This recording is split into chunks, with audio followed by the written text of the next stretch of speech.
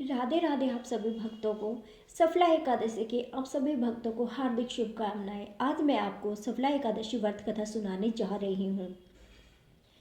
श्री युधिष्ठिर जी बोले, हे भगवान, पौष माह के कृष्ण पक्ष की एकादशी का क्या नाम है? इस दिन कौन से देवता की पूजा वह उसकी विधि क्या है, यह सब समझाइए। श्री कृष्ण भगवान बोले, हे राजन, मैं आपके प्रश्नों का उत्तर देता हूँ। दान देने वालों की अपेक्षा मैं व्रत करने वालों से अधिक प्रसन्न होता हूँ। अब आप इस एकादशी व्रत का महात्म्य सुनो। पौष माह के कृष्ण पक्ष की एकादशी का नाम सफला एकादशी है।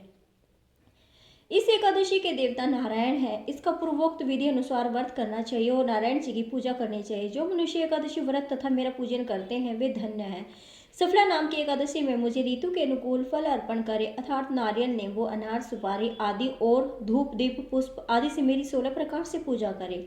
इस दिन दीप दान तथा रात्रि को जागरण करना चाहिए। इस एकादशी व्रत के समान यज्ञ, तीर्थ और दूसरा कोई भी व्रत नहीं है। मनुष्य को 5 सहस्त्र वर्ष तपस्या करने से जो पुण्य मिलता है वह पुण्य भक्ति पूर्वक रात्रि जागरण सहित सफला एकादशी के व्रत करने से प्राप्त हो जाता है। हे राजन, अब आप सफला एकादशी की कथा ध्यान पूर्वक सुनिए। चंपावती नगरी में एक महिष्मान राजा राज्य करता था। उसके 4 पुत्र थे। इन पुत्रों में सबसे बड़ा लुम्पक महापापी था। वह सदैव पर स्त्री गमन, वैश्यों के यहाँ अपने पिता का धन नष्ट किया करता था। वह देवता, ब्राह्मण, वैष्णव आदि की निंदा किया करता था। जब पिता को अपने बड़े पुत्र के बारे में समाचार प्राप्त हुआ तब उन्होंने उसको अपने राज्य से निकाल दिया।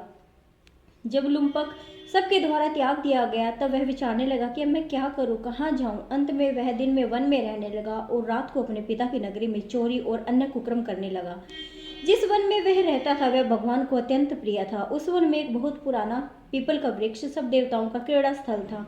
इसी वृक्ष के नीचे लुम्पक रहता था। कुछ दिनों के पश्चात पौष माह के कृष्ण पक्ष की 10वीं के दिन वह वस्त्रहीन होने के कारण शीत से मूर्छित हो गया। वह रात्रि को सो न सका और उसके हाथ पैर अकड़ गए। उसका दिन और वह रात्रि बड़ी कठिनता से बीती। सूर्य नारायण के उदय होने पर भी उसकी मूर्छा न गई।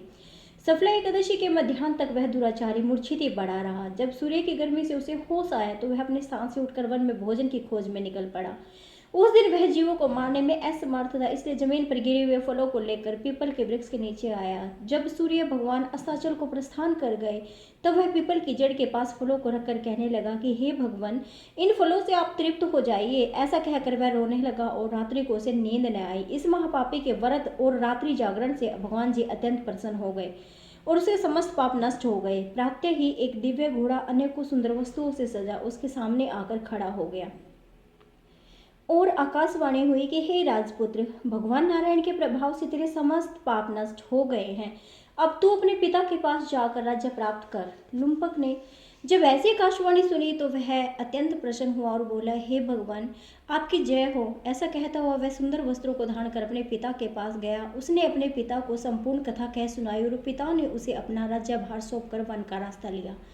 अब लुम्पक शास्त्रानुसार राज्य करने लगा। उसके स्त्री पुत्र आदि भी परम भक्त बन गए। वृद्धावस्था आने पर वह अपने पुत्र को गद्दी दे भगवान का भजन करने के लिए वन में चला गया और अंत में विष्णु लोक को प्राप्त हो गया। भक्ति पूर्वक जो मनुष्य सफला एकादशी का व्रत करते हैं वे अंत में मुक्ति पाते हैं। जो मनुष्य भक्ति पूर्वक सफला एकादशी का व्रत नहीं करते हैं वे पूंछ और सींग से रहित पशु तुल्य हैं। सफला एकादशी के महात्म्य का पठन व श्रवण करने से अश्वमेध यज्ञ का फल मिलता है। कथासार, इस कथा से हमें ईश्वर के प्रति कृपालु होने का प्रमाण मिलता है। यदि कोई प्राणी अनजाने में भी ईश्वर का स्मरण करे तो उसे पूरा फल मिलता है। यदि प्राणी सच्चे हृदय से अपने अपराधों की क्षमा मांगे तो ईश्वर उसके बड़े से बड़े अपराधों को भी क्षमा कर देते हैं। लुम्पक जैसे महापापी भी भगवान नारायण की कृपा से वैकुंठ का अधिकारी बना। श्री नमो भगवते वासुदेवाय।